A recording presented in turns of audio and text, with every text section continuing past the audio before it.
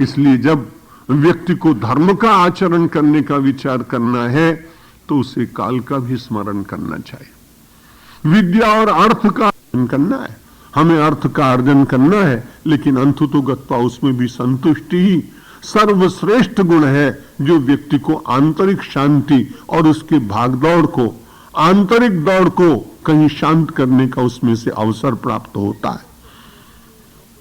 अहिंसा, सत्य, अस्तेय, ब्रह्मचर्य, परिग्रह, शौच, संतोष और तपहा। संतोष के बाद आती है बात, कबीरदास जी जैसे लोगों ने तो बहुत ही अच्छी अच्छी बातें कही। आप सब बड़े प्रबुद्ध श्रोता हैं, आप सबको कंठस्थ होंगे। कभी कभी उनका अपने आप ही पाठ भी कर लेना चाहिए कि गोधन गज धन बाज धन और रतन धन कान, जब आवे संतोष धन तो सब धन धूरी समान। बहुत सारी बातें संतुष्टि के लिए कही गई, बड़े सूक्तियां हैं, और उनको पढ़ने मात्र से भी व्यक्ति का चंचल मन कहीं शमन को प्राप्त करता है, उसकी दौड़ कहीं रुकती है।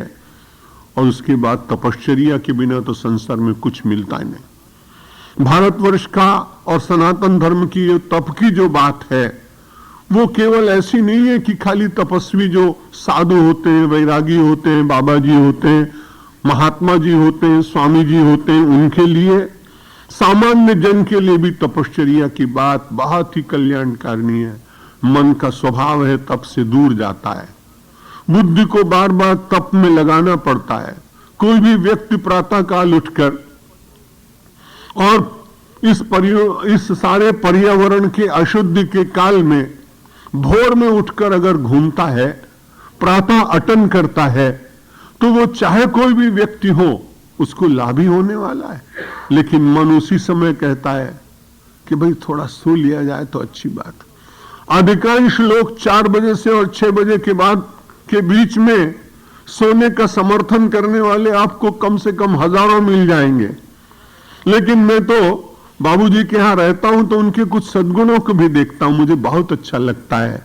गृहस्थ जीवन में अपने ऐसे नियमित जीवन में जीते जो कई लोगों के लिए आदर्श, बिल्कुल प्रातः काल उठ करके और अपना भ्रमण करना, अपना भजन करना, अपना मौन रहना, अपना शांत रहना।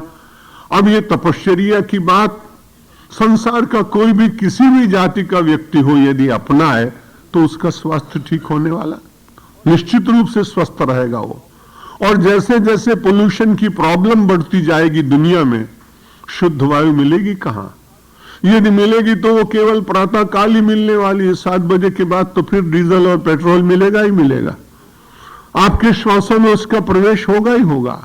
आप रोक भी नहीं सकते क्योंकि विश्व इतनी तेजी से भाग रहा है और उसके बिना आदमी का काम चलता नहीं है। भाग रहा है ये मालूम है उसको, लेकिन क्यों भाग रहा है ये बहुत कम लोगों को मालूम। झालावाड़ रोड एक स्टेशन है राजस्थान में। एक बार मैं जा रहा था, एक बहुत भागता हुआ किसान आया, पसीने से लथपथ हो गया, और जब वो बुकिंग क्लर्क के पास गया तो उसने कहा साहब मुझे जाना है। बोला कहां जाना है? बोला पैसा गिन लो, मुझे मालूम नहीं इतने पैसे में कहां का टिकट मिलता है। तो बोला पूरब में जाना है कि पश्चिम में जाना है, उत्तर में जाना है कि दक्षिण में जाना है? उसने जहां अच्छा हो वहां भेज दो और ये पैसे हैं, पैसे गिन लो। हम लोग भी भाग रहे हैं और लगता ऐसा है कि वहां तो विंडो वाला पूछने वाला मिल भी गया, यहां तो कोई मिलता ही नहीं है कि क्यों भाग रहे हो और कहां जा रहे हो। ये सारी भागदौड़ निश्चित रूप से जगत के व्यवहार चलाने के लिए शायद आज अत्यंत आवश्यक हो गई होगी, लेकिन इस दौड़ में भी कहीं विराम लगाए बिना काम नहीं चलता है। यदि आप ऐसे ही लिखते चले जाएं तो आपको पता ही नहीं लगेगा कि आपका सेंटेंस कहां पूरा हुआ। पढ़ने वाले को पता ही नहीं लगेगा आपका पैराग्राफ कहां पूरा हुआ। तो बड़ी बुद्धिमानी है उन लोगों की जो अपने लिखते समय विराम का ध्यान रखते हैं।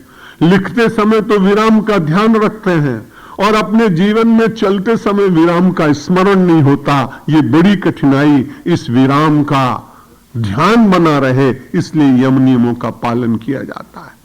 विराम के द्वारा मानव को विश्राम मिल सके, इसलिए नित्यानित्य वस्तु विवेक की बात भगवान आदि शंकराचार्य कहते हैं।